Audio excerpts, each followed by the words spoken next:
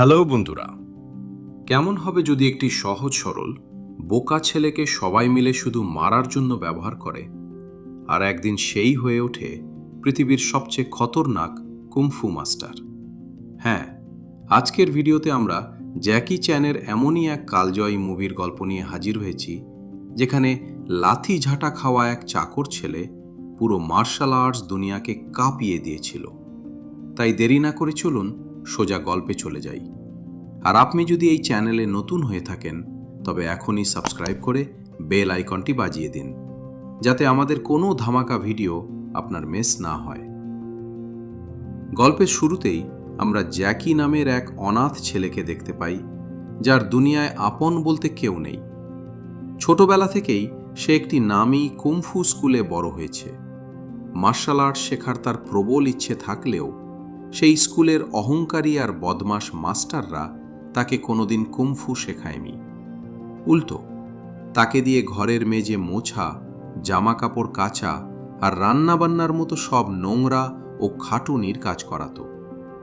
সবচেয়ে দুঃখের বিষয় হলো, স্কুলের স্টুডেন্টদের প্র্যাকটিস করানোর জন্য জ্যাকিকে একটা লিভিং পাঞ্চিং ব্যাগ হিসেবে ব্যবহার করা হতো।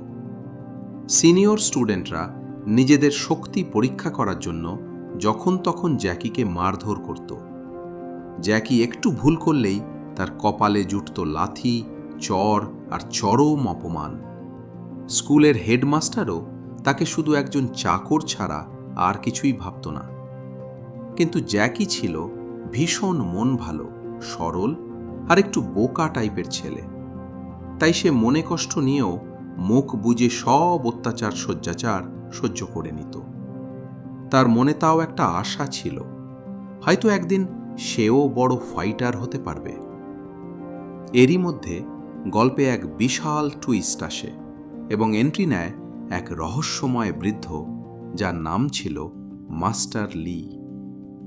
দেখতে পুরো ভিখারি আর ভবঘুরে মনে হলেও এই বৃদ্ধ কিন্তু কোনো সাধারণ মানুষ ছিলেন না। তিনি ছিলেন কুমফু দুনিয়ার সবচেয়ে মারাত্মক এবং গোপন স্টাইল, স্নেক ফিস্ট স্টাইলের শেষ জীবিত মহাগুরু।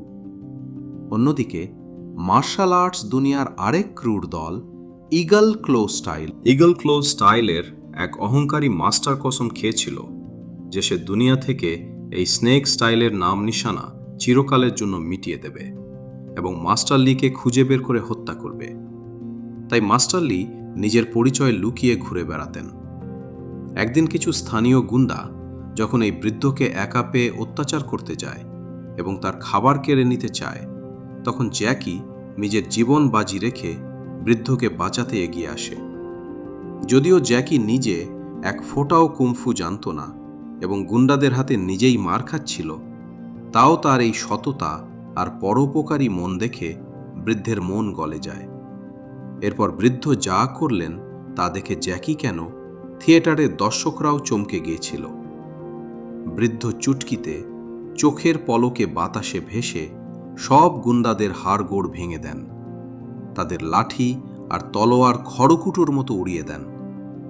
জ্যাকি তো দূর থেকে এটা দেখে পুরো হাঁ হয়ে যায় এবং বুঝতে পারে এই বৃদ্ধ কোনো সাধারণ মানুষ নন, বরং এক মস্ত বড় জাদুকর বা কুমফু গুরু।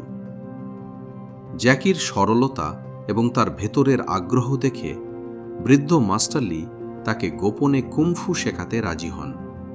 তবে গুরুজি জ্যাকিকে 3টি অত্যন্ত কঠিন শর্ত দেন। প্রথমত, কাউকে কোনোদিন বলা যাবে না যে সে কার কাছে কুমফু শিখছে। দ্বিতীয়ত, প্রয়োজন ছাড়া বা শুধু হিরোগিরি দেখানোর জন্য এই বিদ্যা কাউকে দেখানো যাবে না। আর তৃতীয়ত, বৃদ্ধের ওপর কোনো বড় বিপদ এলে জ্যাকি যেন সামনে না আসে, কারণ তার শত্রুরা অত্যন্ত ভয়ানক। জ্যাকি গুরুর চরণে হাত রেখে সব শর্ত মেনে নেয়, আর এরপরই শুরু হয় জ্যাকির জীবনের সবচেয়ে কঠিন, অদ্ভুত আর হাড় ভাঙা খাটুনির ট্রেনিং। গুরুজি তাকে দিয়ে এমন সব প্র্যাকটিস করাতেন যা সাধারণ মানুষের পক্ষে অসম্ভব।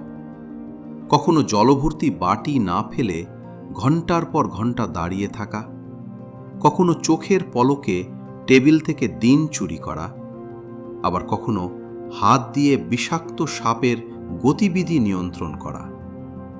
দিন রাত এক করে ঘাম আর রক্ত জল করে প্র্যাকটিস করতে করতে যে ছেলেটা একদিন সবার মার খেতে, সে ধীরে ধীরে হয়ে ওঠে এক অপরাজেয় ও বিদ্যুৎ গতির ফাইটার।